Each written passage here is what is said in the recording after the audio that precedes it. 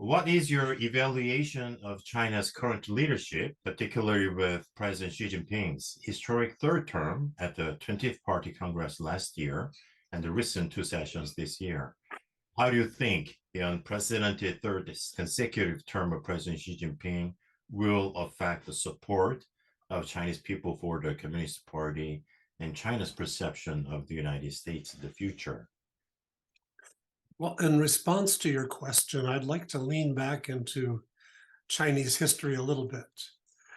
As Xi Jinping has taken his third term and broken recent precedents to extend his personal rule in China, many people focus on how much like Mao Zedong he is, and that Mao was unfettered personal authority in China, and then on how Deng Xiaoping really liberated Chinese economic and other powers by limiting that authority of the central leader and by putting both time limits and personal power limits on those positions.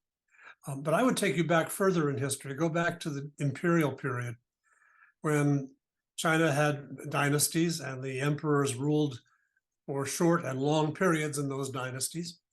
And back in the Enlightenment period, the 18th century in Europe, the Jesuits who had gone to China recorded their impression of very high level of civilization in China because they had, this extremely well trained bureaucracy and very strict rules about promotion.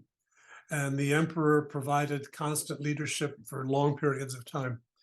And this was admired in the West when people were looking at the corruption and problems of European monarchies.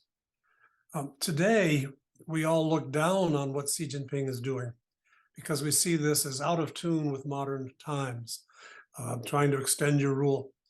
But like the Confucian emperors, the Communist Party of China has interesting internal discipline. They do not promote people casually. You have to prove yourself in multiple positions, whether it's in the bureaucracy in Beijing or in provincial bureaucracies. You have to achieve positive economic results and not get into trouble with corruption and other issues before you get major promotions. That is a source of strength for Xi Jinping. He can lean on a party, 97 million people out of the 1.4 billion Chinese, who have been competing with each other for advancement and therefore keeping an eye on each other and sort of bringing some quality and discipline to their rule. So that's the positive side of Xi Jinping leaning on Chinese tradition. The negative side is that we saw so often that one-man rule really brings on trouble. Mao Zedong was the most recent example, but you can think back to many imperial dynasties when the ruler went out of touch. I can think of large numbers. In the middle of the 18th century, Qianlong was an emperor of great success. It was the richest country in the world and most widely respected in many ways. His long 60-some-year rule, the country was falling apart. It had overexpended its resources. Its bureaucracy had lost its edge and had become caught up in dramatic studies of arcane philosophical material, and they had less practical experience to bring.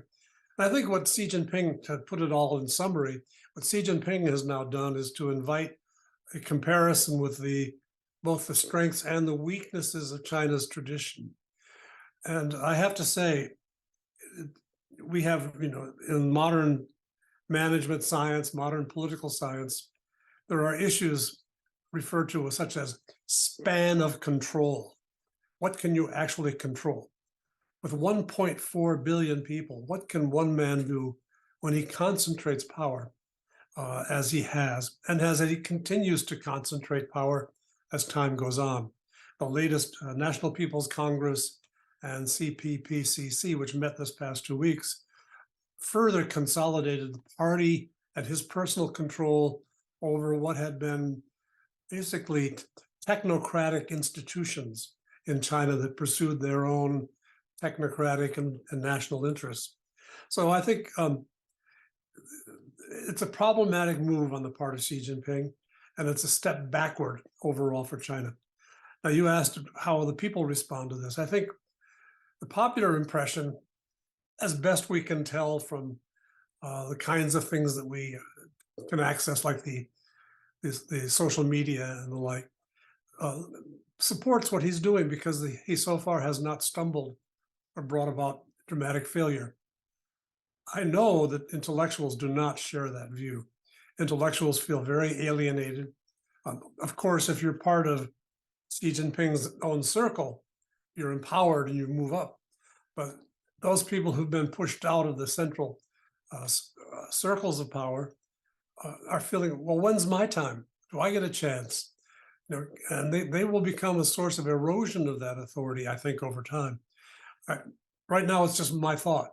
But I think before long, we will have, I think, growing evidence that span of control of one man over 1.4 billion people is not efficient enough to deliver the results that Chinese people will want. I'll give you one small example. We've had that recent incident between the US and China over a balloon flying across the US, allegedly spying on the US. That's the sort of thing that happens when one man tries to control everything.